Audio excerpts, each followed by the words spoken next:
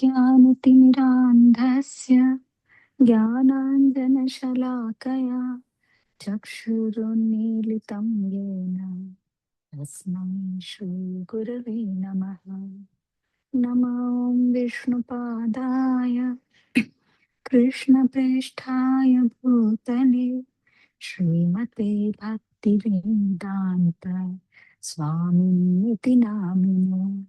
नमस्ते सारस्वते देवी गौरवाणी प्रचारिणे निर्विशेष शून्यवादी पाश्चात्य देशतारिणे। जय श्री कृष्ण चैतन्य प्रभु नित्यानंद श्री अद्वैत गदाधर श्रीवासादि गौर भक्त वृंद। हरे कृष्ण कृष्ण कृष्ण हरे हरे, हरे राम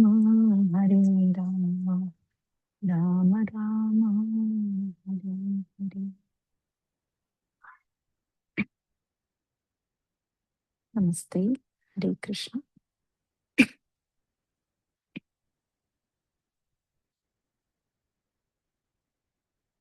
आरम्भं कुर्मः।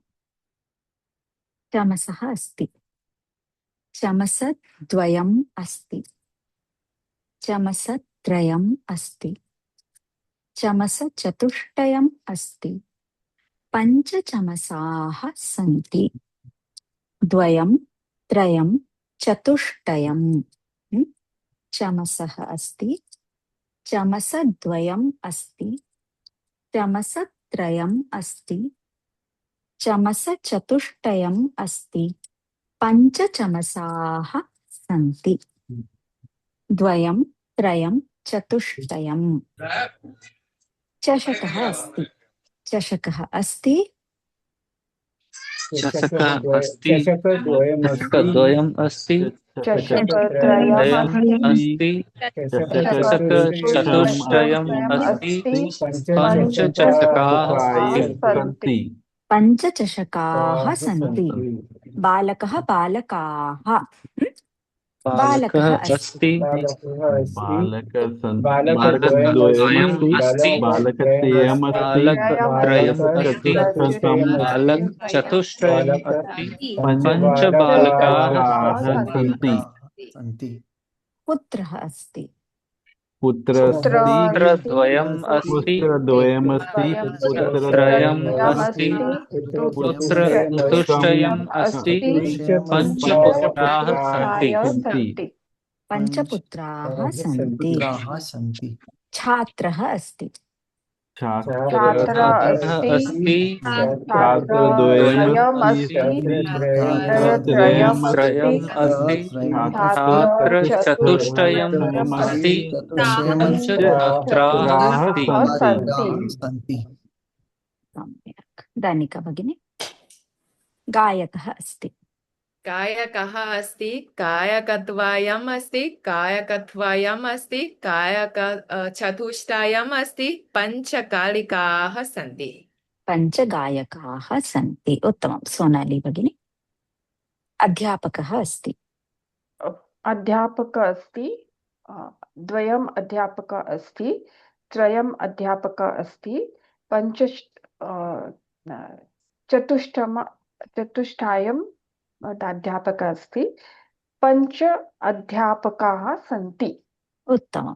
अध्यापकः अस्ति, अध्यापकद्वयम् अस्ति, अध्यापकत्रयम् अस्ति, अध्यापकचतुष्टयम् अस्ति, पञ्च अध्यापकाः सन्ति। उत्तमम्। अरविन्द महोदय। चषकः अस्ति, चषकः अस्ति, चषकद्वयम् अस्ति, चषकत्रयम् अस्ति, चषकचतुष्टयम् अस्ति, पञ्चचषकाः सन्ति। अग्रे इतोपि वदामः।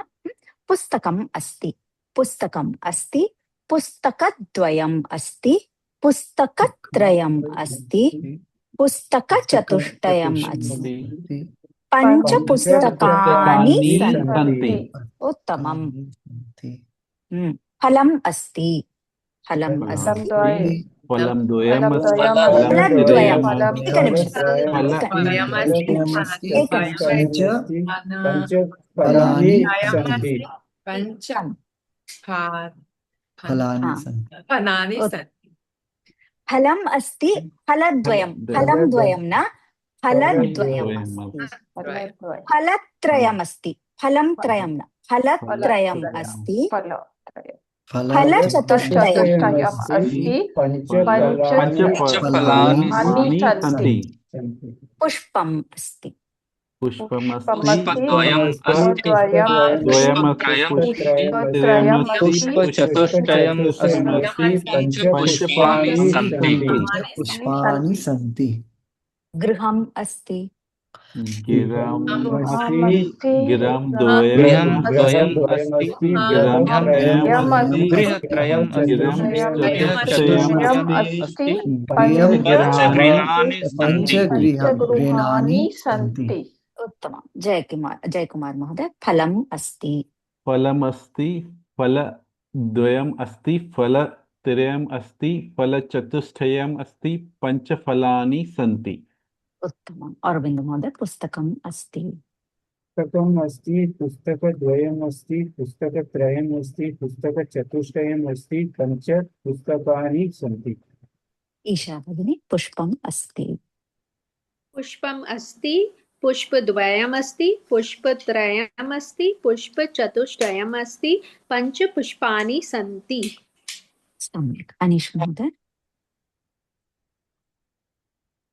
यस् माताजी हा किमस्ति फलमस्ति चिन्ता नास्ति फलम् अस्ति फलम् अस्ति फलद्वयम् अस्ति फलत्रयम् अस्ति फलचतुष्टयम् अस्ति पञ्चफलानि सन्ति उत्तमं सम्यक् बालकः अस्ति बालकद्वयम् अस्ति बालकत्रयम् अस्ति बालकचतुष्टयम् अस्ति पञ्चबालकाः सन्ति पुस्तकम् अस्ति पुस्तकद्वयम् अस्ति पुस्तकत्रयम् अस्ति पुस्तकचतुष्टयम् अस्ति पञ्चपुस्तकानि सन्ति बालिका अस्ति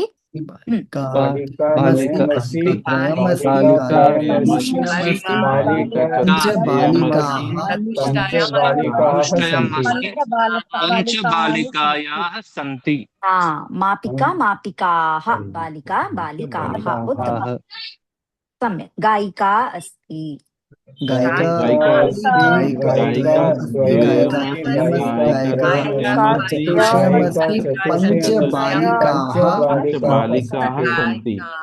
सन्ति उत्तमं पाञ्चालिका अस्ति पाञ्चालिका अस्ति पाञ्चालिकाद्वयम् अस्ति पाञ्चालिकात्रयम् अस्ति पाञ्चालिकाचतुष्टयम् पाञ्चपाञ्चालिकाः सन्ति पञ्चालिकाः सन्ति सम्यक् उत्तमं जननी अस्ति जनन्यः जनन्यः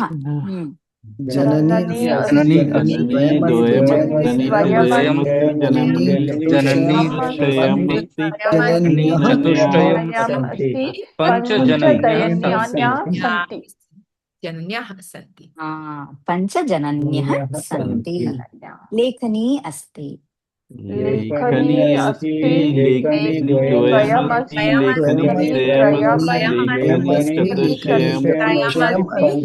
पञ्चलेखन्यः सन्ति अङ्कनी अस्ति अङ्कनी द्वयम् अस्ति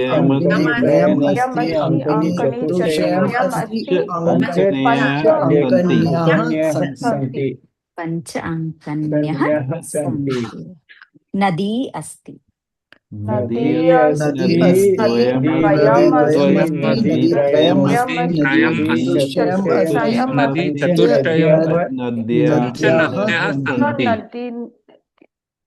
नद्याः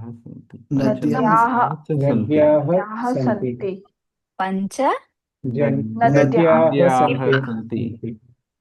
नद्याः सन्ति पञ्च नद्यः सन्ति उत्तमम् अनीश महोदय कूपी अस्ति अनीश पाण्डे महोदय कूपी अस्ति कूपी द्वयम् अस्ति, कूपी त्रयम् अस्ति, कूपी चतुष्टयम् अस्ति, पञ्चकूप्यः सन्ति। सम्यक्। श्रीरञ्जनी भगिनी अस्ति वा? घटी अस्ति। घटी अस्ति, घटी द्वयम् अस्ति, घटी त्रयम् अस्ति, घटी चतुष्टयम् अस्ति, पञ्च घट्यः सन्ति। उत्तमं। शैली भगिनी, दूरवाणी अस्ति। दूरवाणी अस्ति, दूरवाणी द्वयम् अस्ति, दूरवाणी त्रयम् अस्ति, दूरवाणी चतुष्टयम् अस्ति, पञ्च दूरवाण्यः सन्ति। पञ्च दूरवाण्यः सन्ति। वाण्यः सम्यक्। उत्तमम्। पञ्च चमसाः सन्ति। कति चमसाः सन्ति? पंच पञ्च चमसाः सन्ति। षट् अङ्कन्यः सन्ति। कति अङ्कन्यः सन्ति? षट् अङ्कन्यः सन्ति। षड् अङ्कन्यः सन्ति। सप्त लेखन्यः सन्ति। कति लेखन्यः सन्ति? सप्त लेखन्यः सन्ति। उत्तमम्। दश अङ्गुल्यः सन्ति। कति अङ्गुल्यः सन्ति? दश अङ्गुल्यः सन्ति। दश अङ्गुल्यः सन्ति। 12 छात्राः सन्ति। कति छात्राः सन्ति? 12 छात्राः सन्ति।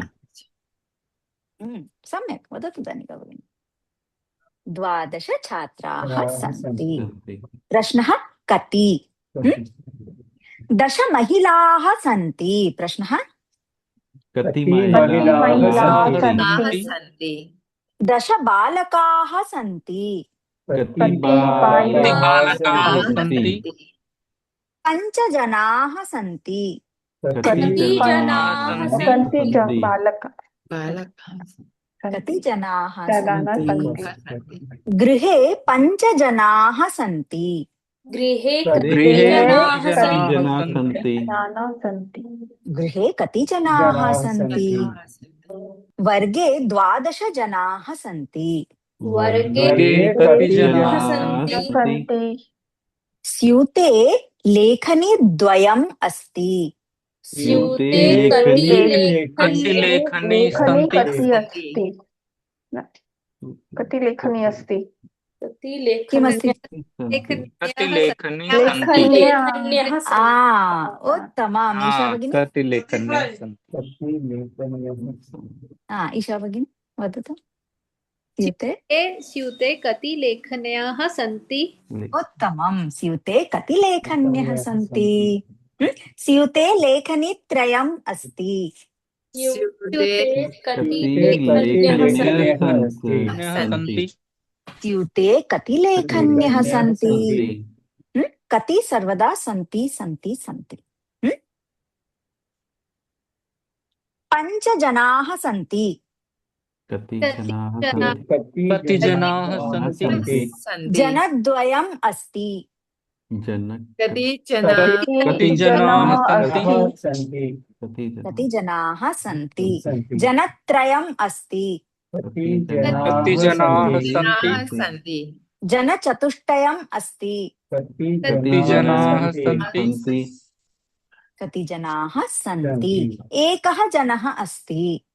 कति कति जनाः सन्ति? उत्तमं। कति जनाः सन्ति? कति सन्ति सन्ति सन्ति। वर्षे 12 मासाः सन्ति।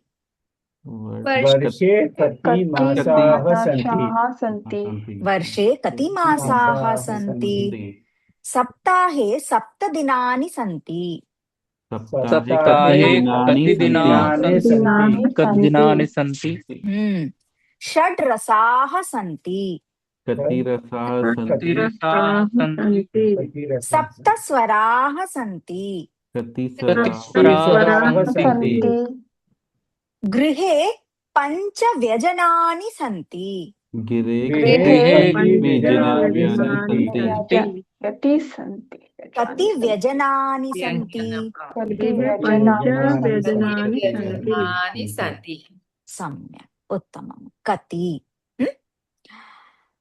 सोनाली भगिनी, वर्गे 12 जनाः सन्ति। प्रश्नः, वर्गे कति जनाः सन्ति? वर्गे कति जनाः सन्ति? सम्यक्, उत्तमम्। उत्तरं, वर्गे 12 सन्ति। वर्गे 12 जनाः सन्ति। उत्तमं। दानिका भगिनी, गृहे 5 जनाः सन्ति। गृहे कति जनाः सन्ति? गृहे 5 जनाः सन्ति। उत्तमं। मम गृहे जनचतुष्टयम् अस्ति। मम गृहे जनचतुष्टयम् अस्ति। भवत्याः गृहे कति जनाः सन्ति? मम गृहे 5 जनाः सन्ति। उत्तमम्। ईशा भगिनी, वर्षे 12 मासाः सन्ति। वर्षे कति मासाः सन्ति? वर्षे 12 मासाः सन्ति। 12 मासाः सन्ति। सम्यक्। मम गृहे जनत्रयम् अस्ति। भवत्याः गृहे कति जनाः सन्ति? मम गृहे 5 जनाः सन्ति। सम्यक्। ईश्वरी भगिनी, हस्ते 5 अङ्गुल्यः सन्ति। हस्ते कति अङ्गुल्यः सन्ति? उत्तमम्। हस्ते 5 अङ्गुल्यः सन्ति। भवत्याः गृहे कति जनाः सन्ति? मम गृहे 4 जनाः सन्ति। मम गृहे जनद्वयम् अस्ति। भवत्याः गृहे कति जनाः सन्ति? मम गृहे 5 जनाः सन्ति। मम गृहे जनचतुष्टयम् अस्ति। भवत्याः गृहे कति जनाः सन्ति? मम गृहे 4 जनाः सन्ति। एकः जनः अस्ति। पुनः वदतु। एकः जनः अस्ति। 2 जनाः सन्ति। वयं द्वयं जनद्वयम् अस्ति। जनद्वयम् अस्ति। जनत्रयम् अस्ति। जनचतुष्टय अस्ति। 5 जनचतुष्टयम्। जनचतुष्टयम् अस्ति। 5 जनाः सन्ति। भवत्याः गृहे कति जनाः सन्ति? मम गृहे 5 जनाः सन्ति। 4 भवति चेत् कथं वदामः? जनचतुष्टयम् अस्ति। सम्यक्, उत्तमम्। अनन्त महोदय, गृहे 5 व्यजनानि सन्ति। प्रश्नः, गृहे 5 व्यजनानि सन्ति। किं सॉरी क्या है? प्रश्नः, गृहे कति गृहे कति सन्ति गृहे कति व्यजनानि सन्ति? सम्यक्। गृहे कति व्यजनानि सन्ति? उत्तरं, गृहे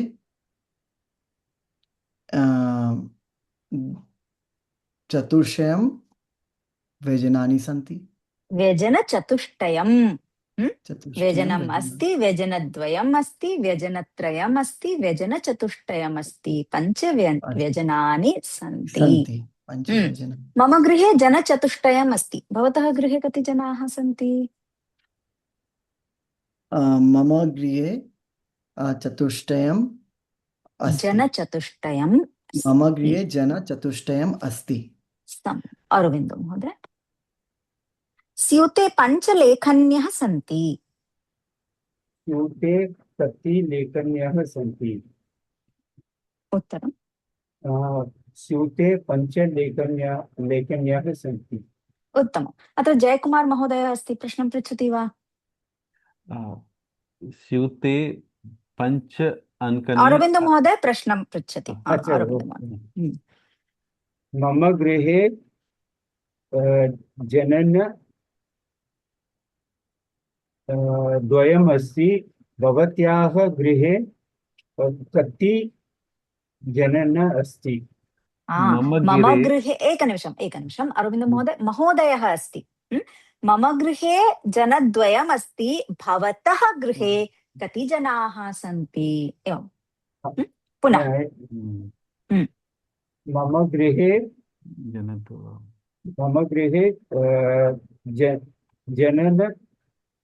जन द्वयम् अस्ति भवत्याः गृहे किति जनः अस्ति मम गिरे जनचतुष्टयम् अस्ति। उत्तमं, सम्यक्। जयकुमार महोदय, अत्र पूनम भगिनी अस्ति, पृच्छतु। मम गिरे जनचतुष्टयम् अस्ति भवत्याः गिरे जन कति अस्ति कति जनाः सन्ति कति जनाः सन्ति भवत्याः गिरे कति जनाः सन्ति।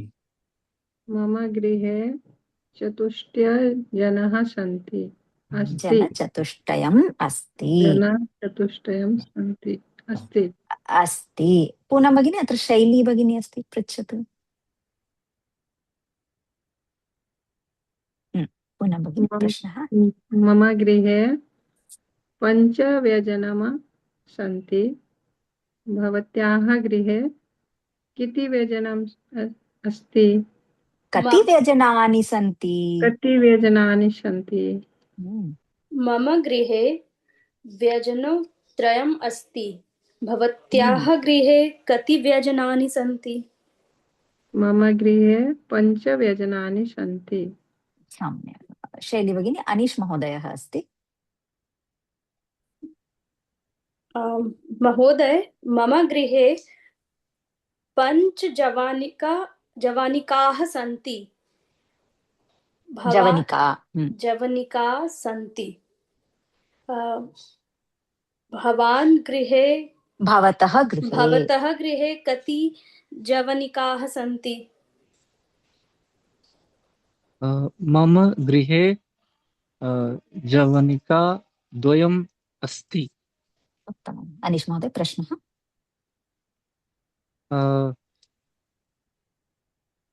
मम गृहे घटी द्वयम् अस्ति भवतः गृहे भगिनी अस्ति। भवत्याः गृहे कति घट्यः सन्ति। उत्तमम्। मम गृहे 8 घट्यः सन्ति। उत्तमम्। अनीश महोदय, श्रीरञ्जनी भगिनी अस्ति, प्रश्न। मम गृहे एकं पुरुषः अस्ति। एकः पुरुषः अस्ति। भवतः गृहे कति पुरुषाः सन्ति। उत्तमम्। मम गृहे पुरुषद्वयम् अस्ति भवत्याः गृहे कति पुरुषाः सन्ति। मम गृहे एकं पुरुषः सन्ति। बालकः एकः बालकः, पुरुषः एकः पुरुषः, पुस्तकम् एकं पुस्तकं, बालिका एका बालिका। ईशा भगिनी अस्ति। श्रीरञ्जनी भगिनी, प्रश्नं पृच्छतु। मम गृहे दूरवाणी द्वयम् अस्ति। भवत्याः गृहे दूरवाणी कति अस्ति। न, एवं नास्ति। भवत्याः गृहे कति दूरवाण्यः सन्ति। मम गृहे दूरवाणी त्रयम् अस्ति। उत्तमम्। ईशा भगिनी, प्रश्नः। मम वर्गे छात्रत्रयम् अस्ति भवत्याः वर्गे कति छात्राः सन्ति। मम वर्गे 12 छात्राणि सन्ति। बालकः बालकाः, छात्राः सन्ति। छात्राः सन्ति। उत्तमम्। अन्या दानिका भगिनी अस्ति, ऋषभवाणी दास महोदय।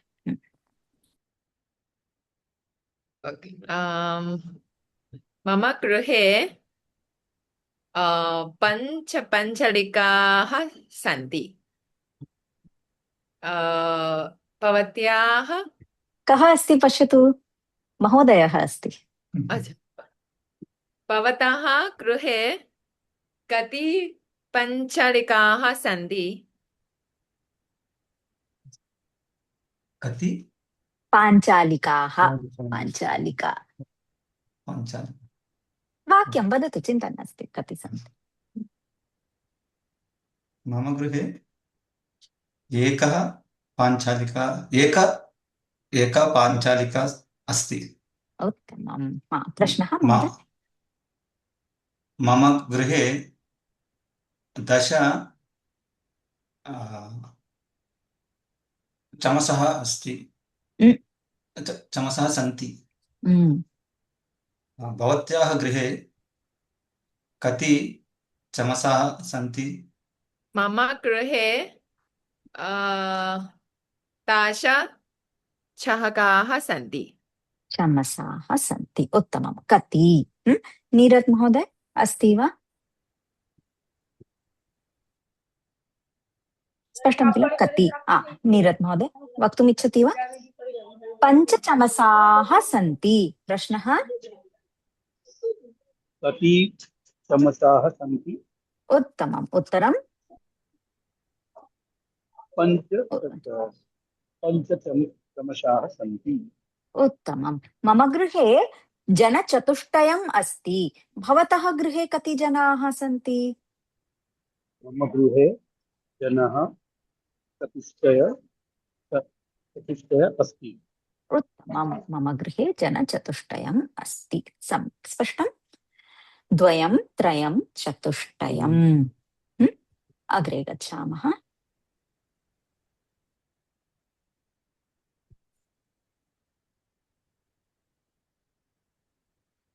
देवः अस्ति। बालकः नमति। बालकः देवं नमति। बालकः देवं। कृष्णः अस्ति। बालकः नमति। बालकः कृष्णं नमति। बालकः कृष्णं नमति। जनकः अस्ति। नमति। जनकः अस्ति। बालकः नमति। बालकः जनकं नमति। जनकं नमति। पितामहः अस्ति। बालकः नमति। बालकः पितामहं नमति। नमति। सहोदरः अस्ति। बालकः नमति। बालकः सहोदरं नमति। उत्तमं। देवः देवं। जनकः जनकं। कृष्णः कृष्णं। गजः अस्ति। बालकः पश्यति। बालकः गजं पश्यति। शुनकः अस्ति। भौ भौ। शुनकः अस्ति। बालकः पश्यति। बालकः शुनकं पश्यन्ति। पश्यति। सिंहः अस्ति। बालकः पश्यति। बालकः सिंहं पश्यति। उत्तमं। सिंहः सिंहं। शुनकः शुनकः। चषकः चषकः। चमसः हस्तः। जनकः पितामहः। सहोदरः ज्येष्ठः। अनुजः अनुजः अनुजं। कृष्णः रामः। गणेशः गणेशः गणेशं। सम्यक्। बालकः देवं नमति। मित्रम् अस्ति। बालकः पश्यति। बालकः मित्रं मित्रं पश्यति मित्रं पश्यति बालकः मित्रं मित्रं पश्यति पश्यति पुस्तकम् अस्ति बालकः पश्यति बालकः पुस्तकं पश्यति पश्यति पुस्तकमस्ति बालकः स्वीकरोति बालकः पुस्तकं स्वीकरोति पुस्तकं स्वीकरोति चित्रम् अस्ति बालकः स्वीकरोति बालकः चित्रं स्वीकरोति कार्यानम् अस्ति जनकः चालयति जनकः कार्यानयं चलति कार्यानं चालयति विमानम् अस्ति जनकः चालयति जनकः चालयति गृहम् अस्ति जनकः गच्छति जनकः गृहं गच्छति गृहे गच्छति न जनकः कार्यालये अस्ति जनकः गृहं गच्छति सम्यक् गृहं गृहं वदतु गृहं गृहं पुस्तकं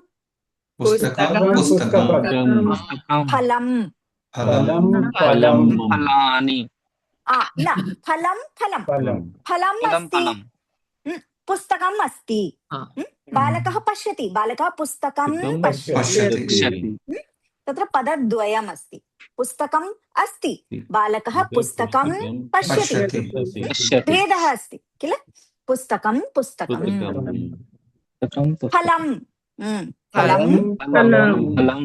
कार्यानं विमानं गृहं मन्दिरं सम्यक् मन्दिरं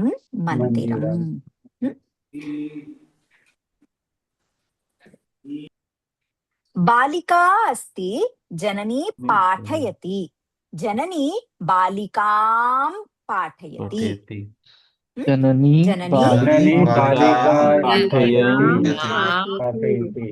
बालिकां पाठयति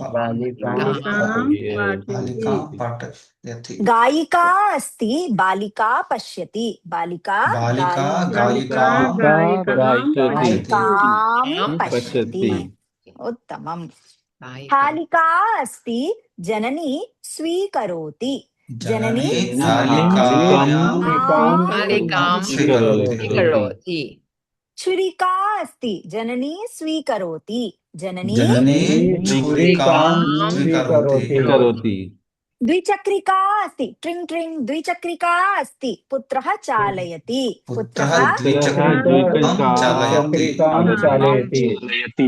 पाञ्चालिका अस्ति पुत्री पश्यति पाञ्चालिका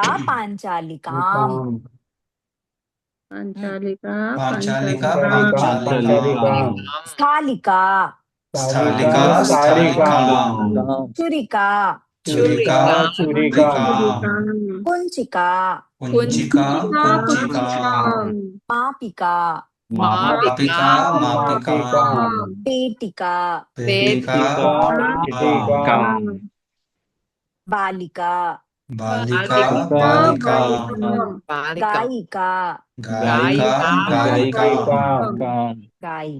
गायिकाम् अध्यापिका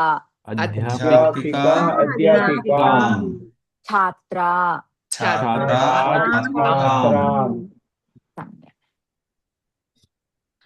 बालिका अस्ति जननी पाठयति जननी बालिकां पाठयति पुत्री अस्ति जननी पाठयति जननी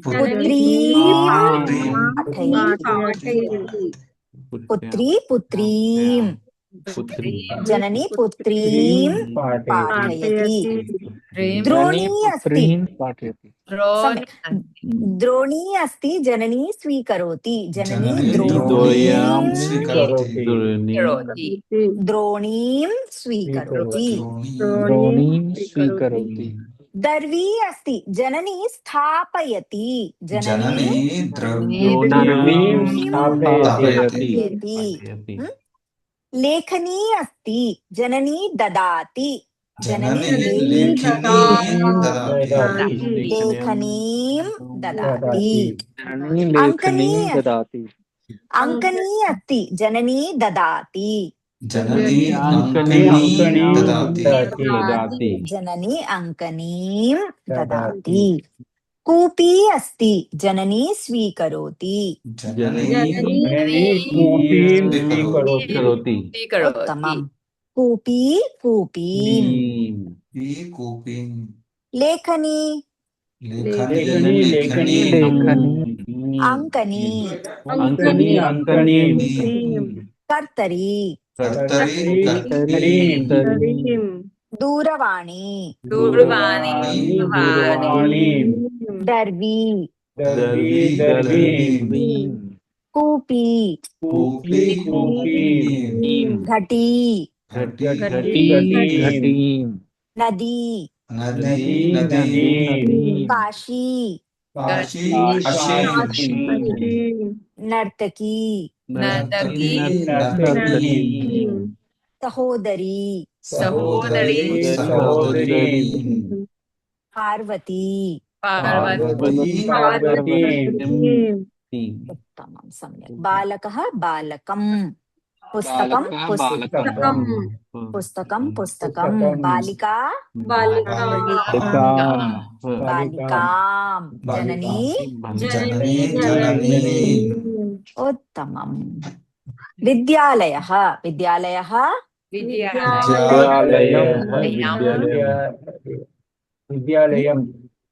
विद्यालयः विद्यालयं। कार्यालयः कार्यालयम् अयोध्या अयोध्यां।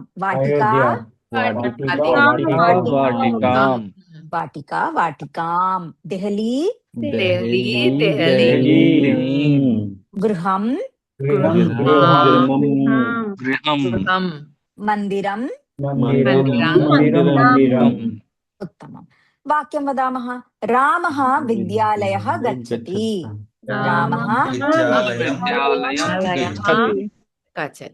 रामः विद्यालयं गच्छति। रामः कार्यालयः गच्छति।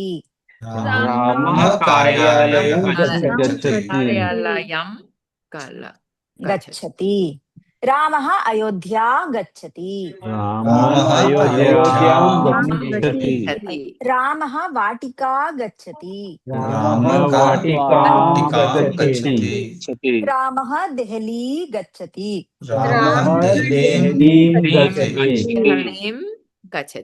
रामः गृहं गच्छति। रामः मन्दिरं गच्छति। सम्यक्। अहम् उपयुज्य अहं विद्यालयः गच्छामि विद्यालयं गच्छामि कार्यालयं गच्छामि अहम् अयोध्यां वाटिकां गच्छामि अहं देहलीं गच्छामि अहं गृहं गच्छामि अहं मन्दिरं गच्छामि। उत्तमम्। अहं विद्यालयं गच्छामि। अहं कार्यालयं गच्छामि। अहम् अयोध्यां गच्छामि। अहं वाटिकां गच्छामि। अहं देहलीं गच्छामि। अहं गृहं गच्छामि। अहं मन्दिरं गच्छामि। सम्यक्। अनिता पठति। वेदः अनिता वेदं पठति अनिता कोशं पठति अनिता भगवद्गीतां अनीता कवितां पठति अनीता कादम्बरी पठति अनिता रामायणं पठति। उत्तमं। वेदः वेदम् कोशः कोशं भगवद्गीता कविता कादम्बरी रामायणम् सम्यक् गुरुः पाठयति गुरुः पाठयति गुरुः वेदं पाठयति गुरुः कोशं पाठयति गुरुः भगवद्गीतां पाठयति गुरुः गीतां पाठयति गुरुः कादम्बरीं पाठयति गुरुः रामायणं पाठयति गुरुः रामायणं पाठयति सम्यक् उत्तमम् बालकः वेदं पठति बालकः कोशं पठति बालकः वदति वेदः बालकः वेदं वदति बालकः वदति श्लोकः बालकः वदति कथा कथां वदति बालकः वदति कविता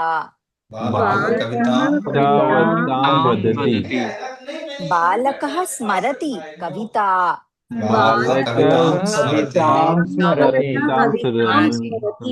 बालकः स्मरति श्लोकः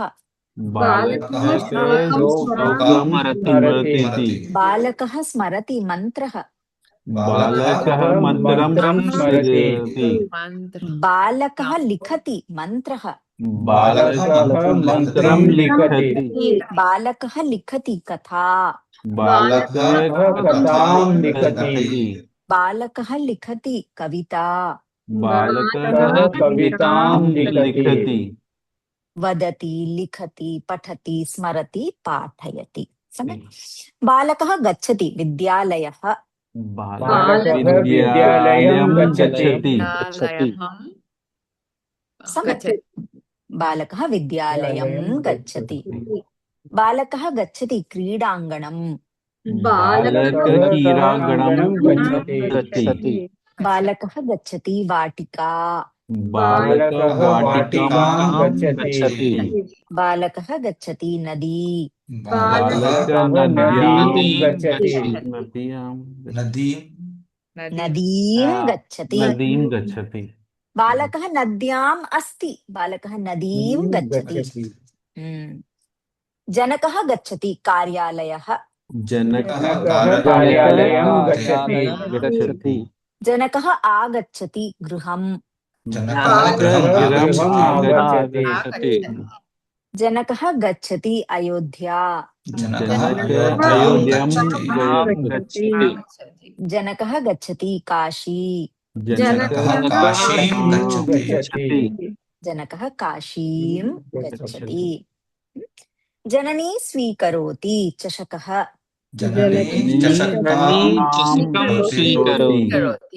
जननी स्थापयति चषकः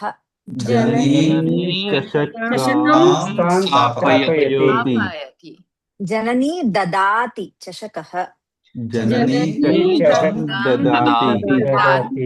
जननी चषकं ददाति जननी क्रीणाति चषकः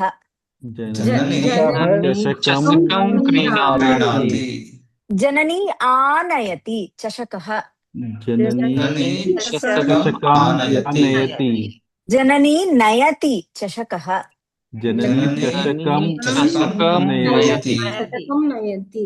जननी नयति चमसः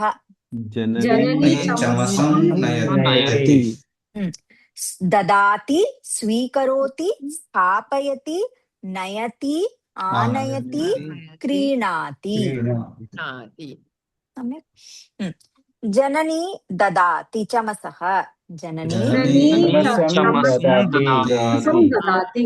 जननी स्वीकरोति स्थालिका जननी स्थापयति द्रोणी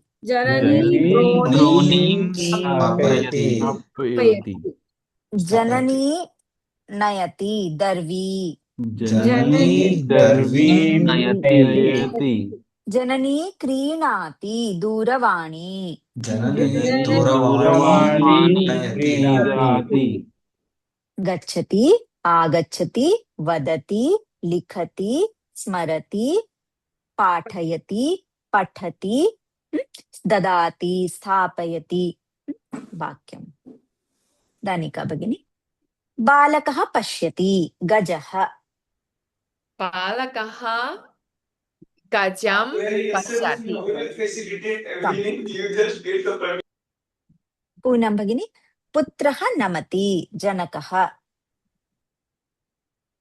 पुत्रः नमति जनकः पुत्रः नमति पुत्रः जनकः जनकं नमति पुत्रः जनकं नमति पुत्रः नमति सहोदरः पुत्रः पुत्रः सहोदरः नमति जनकः जनकं सहोदरः सहोदरः सहोदरं पुत्रः सहोदरं नमति पुत्रः सहोदरं नमति पुत्रः नमति सहोदरी पुत्रः पुत्रः सहोदरीं नमति उत्तमं पुत्रः नमति जननी पुत्रः जननीं नमति उत्तमं सम्यक् एकं वाक्यं वदति वा पूनम भगिनी पश्यति ददाति स्वीकरोति स्थापयति गच्छति आगच्छति पठति लिखति एकं वाक्यं वदतु पुत्री गृहम् आगच्छति सम्यक् पुत्र पाठशालायां गच्छति वाटिका वाटिकां पाठशाला पाठशालायां वाटिका वाटिकां वाटिकां पाठशाला पाठशालायां भोजनशाला भोजनशालां पाकशाला पाकशालां पाठशाला पाठशालां पाठशालां गच्छति पाठशालायां पठति पाठशालायाम् अस्ति पाठशालायां पठति पाठशालां गच्छति पुत्रः पाठशालां गच्छति सम्यक् उत्तमम् ईशा भगिनी जननी दूरवाणीं क्रीणति क्रीणाति क्रीणाति बालकः वाटिकां पश्यति बालकः कृष्णं नमति जननी दर्वीं स्थापयति सम्यक् रञ्जनी वदतु भगिनि अध्यापिका छात्रं पाठयति उत्तमं श्रीरञ्जनी भगिनी जननी चूरिकां जननी चूरिकां ददाति पुत्री कवितां लिखति जनकः पाठशालाम् आगच्छति सम्यक् उत्तमं सम्यक् ईश्वरी भगिनी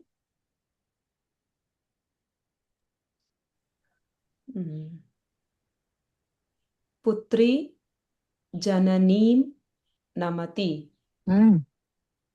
बालकः पाठशालां गच्छति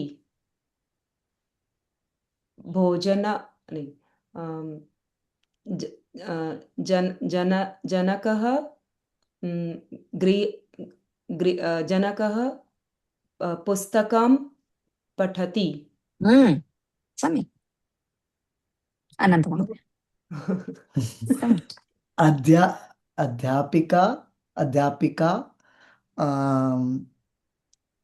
अध्यापिका पुस्तकं पठति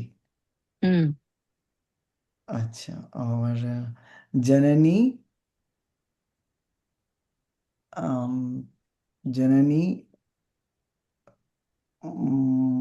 पुस्तकं पठति सोनाली भगिनी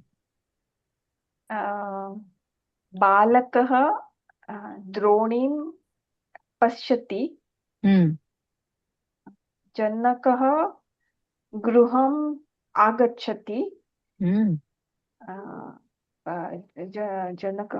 जननी मन्दिरं गच्छति उत्तमं जयकुमार महोदय जनक कार्यालयं गच्छति। सम्यक्। जननी मन्दिरम् गच्छति। मन्दिरम् बा- आगच्छति, सम्यक्। भवान् मन्दिरे अस्ति, चिन्ता नास्ति। बालक पाठशालायां गच्छति। सम्यक् वदामः। वाटिका वाटिकां, वाटिकां पाठशाला पाठशालां बालक पुनः पाठशालां गच्छति। सम्यक्।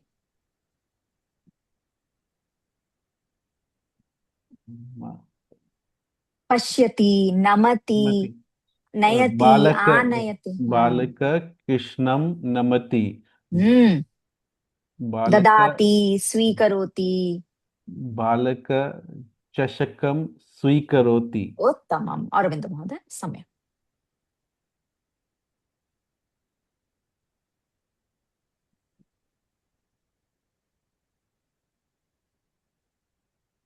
अरविन्द महोदय, वाक्यम्। अहं पाठं पठति। बालकः पठति। अहं पाठं पठामि। पाठं पठामि। जनकः कार्यालयं गच्छति। बालकः क्रीडाङ्गणं क्रीडति। क्रीडाङ्गणे क्रीडति, क्रीडाङ्गणं गच्छति, क्रीडाङ्गणम् आगच्छति। ओके, क्रीडाङ्गणम् आगच्छति। जननी स्थालिकां भोजनं प्रेषयति। स्थालिकां ददाति। स्थालिकां ददाति। ओके, सम्यक्। धन्यवादः। अहं पञ्चलिकां स्वीकरोति। पुत्री बालिका स्वीकरोति। अहं स्वीकरोमि। पुत्री पञ्चलिकां क्रीडति। क्रीडति। तदग्रे क्रीडति। जननी स्थालिकां स्वीकरोति।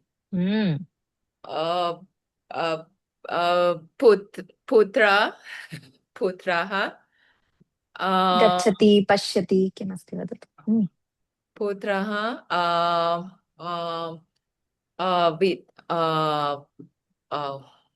विद्यालयं विद्यालयं गच्छति। सम्यक्। श्रीरञ्जनी भगिनी।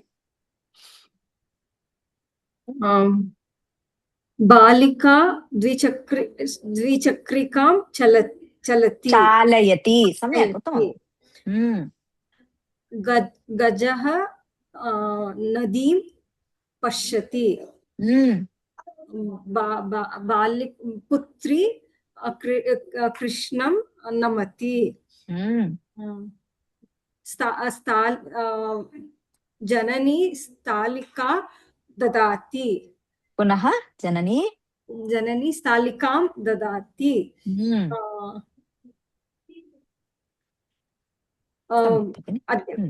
अध्यापिका कविता लिखति। कवितां लिखति। सम्यक्। अनीश महोदय।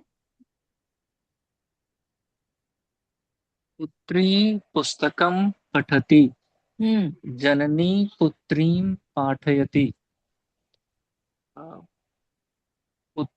पुत्र योगं करोति।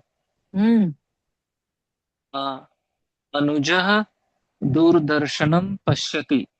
उत्तमं। सम्यक्। शैली भगिनी। बालकः विद्यालयं गच्छति। बालकः पाठं पठति। अध्यापिका पाठं पाठयति। बालकः गृहम् आगच्छति। बालकः भोजनं खादति। बालकः अत्र भोजनं खादति इति नास्ति, भोजनं करोति, निद्रां करोति, भोजनं करोति। सम्यक्, उत्तमम्। ऋषभवाणी दास महोदय। भक्तः मन्दिरं गच्छति। बालकः कारयानं चालयति। चालयति। अहं गृहं गच्छामि। सम्यक्। पठति पाठयति चलति चालयति। सम्यक्। अस्तु। जननी पचति। जननी किं किं पचति वदतु। सूपः। जननी जननी सूपः पचति। जननी सूपं पचति। ओदनं पचति। शाकं पचति। मधुरं पचति। रोटिका रोटिका पचति।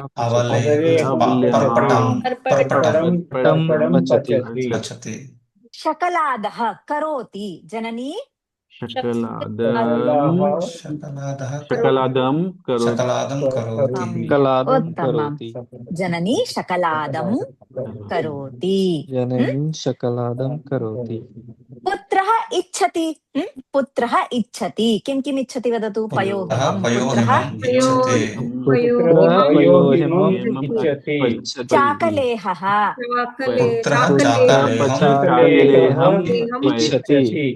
अपूपः। गुलिका।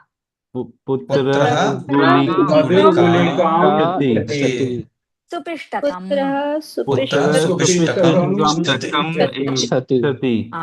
अपूपः मधुरपिष्टकम्।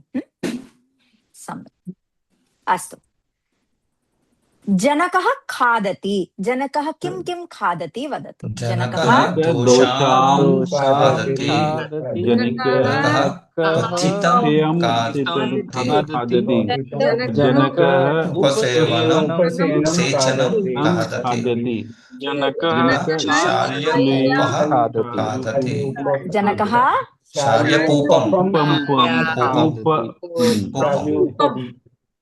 सम्यक्। जननी परिवेशयति। जननी किं किं परिवेशयति वदतु।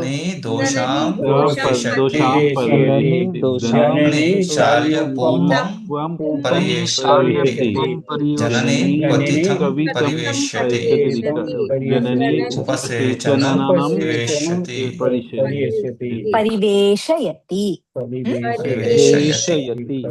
किं किं परिवेशयति वदतु। जननी ओदनं परिवेशयति। जननी शाकं परिवेशयति। जननं मधुरं परिवेशयति। जननी रोटिकां परिवेशयति। जननी अवलेहं परिवेशयति। जननी पर्पटं परिवेशयति। जननी शकलादं परिवेशयति। उत्तमं। पचति परिवेशयति खादति इच्छति। दधिं परिवेशयति। दधि तत्र किमर्थं तत् अग्रे वदामि। बालकः बालकं। पुस्तकं पुस्तकं। बालिका बालिकां। जननी जननी। वाक्यं वदन्ति वा इतोपि। जयकुमार महोदय वदतु।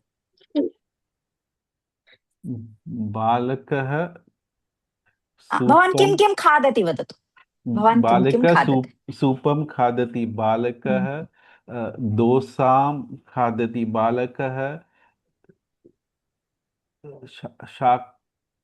शाकं खादति। बालकः मधुरं खादति। बालकः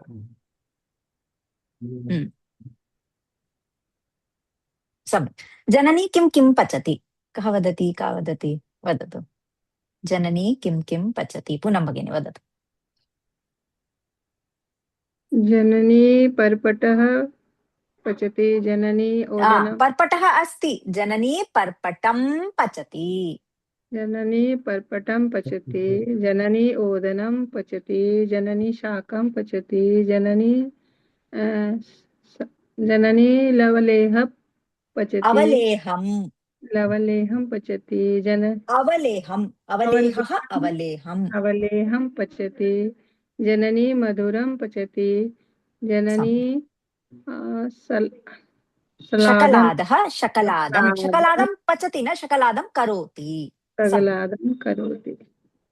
अनन्तमहोदय, भवान् किं किम् इच्छति वदतु। अहं रोटिकाम् इच्छामि, अहं क्वथितम् इच्छामि, भवान् किं किम् इच्छति वदतु। अहं शकलादम् इच्छामि। अहं पर्पटम् इच्छामि। अहं चकलादम् इच्छामि। शकलादं चाकलेहः वा? चाकलेहम् इच्छामि। सम्यक्। एवं यदा भोजनं करोति ईश्वरी भगिनी, भवती पृच्छतु किम् आवश्यकम्? तदा अनन्तमहोदय वदति अहं रोटिकाम् इच्छामि। रोटिका आवश्यकी। Can you repeat, Mataji? पुनः वदामि। It was too fast. भोजनं करोति, भवती परिवेशयति, भोजनं परिवेशयति, तदा पृच्छतु किम् आवश्यकम्? किम् आवश्यकम्? अस्तु, एकं सम्भाषणं दर्शयामि। एकनिमिषम्। किम् आवश्यकम्? किम् आवश्यकं दर्शयामि।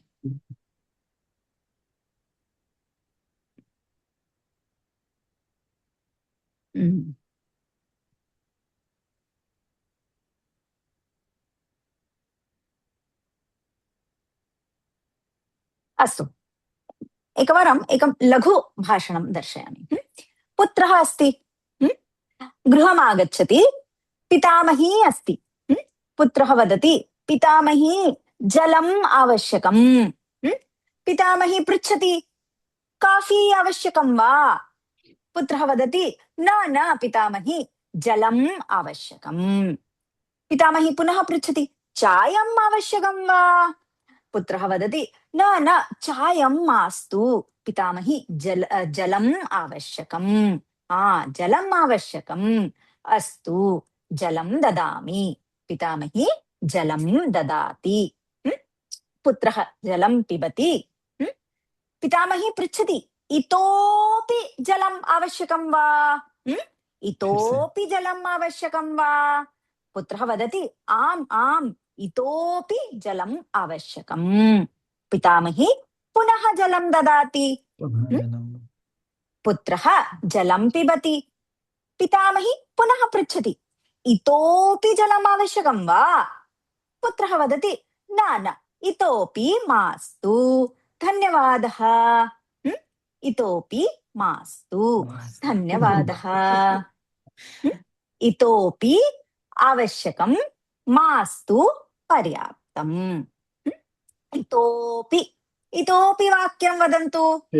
इतोपि इतोपि आवश्यकं वा? जलं पिबति। जननी पृच्छति इतोपि जलम् आवश्यकं वा? इतोपि अधिकं जलम् आवश्यकं वा?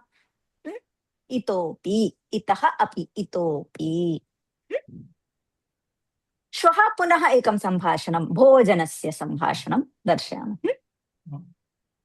अस्तु, संशयः अस्ति, प्रश्नः अस्ति, शान्तिमन्त्रम् उक्त्वा सम्भाषणं कुर्मः। शान्तिमन्त्रं वदामः। अस्तु, बालकः बालकं, बालिका बालिकां, जननी जननीं, पुस्तकं पुस्तकम्।